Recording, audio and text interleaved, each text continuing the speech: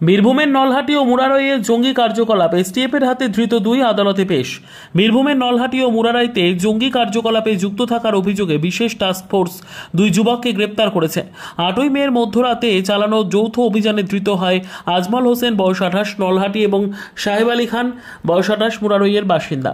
STF সূত্রে জানা গেছে, ধৃতরা হল এনক্রিপ্টেড যোগাযোগ মাধ্যম ব্যবহার করে ভারতের সার্বভৌমত্বের বিরুদ্ধে ষড়যন্ত্র, উগ্রপন্থা ছড়ানো এবং তরুণ মুসলিম যুবকদের সন্ত্রাসে প্ররোচিত করার অভিযোগ উঠেছে তাদের বিরুদ্ধে।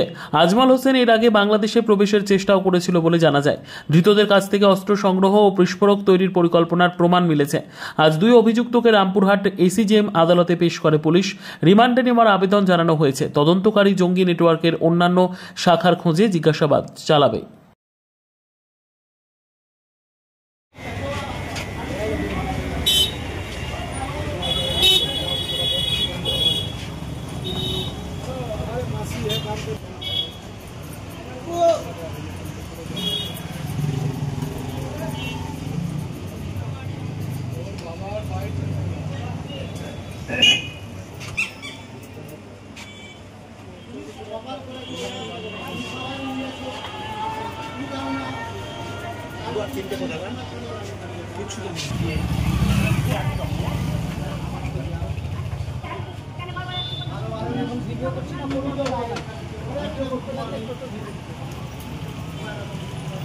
ভিডিও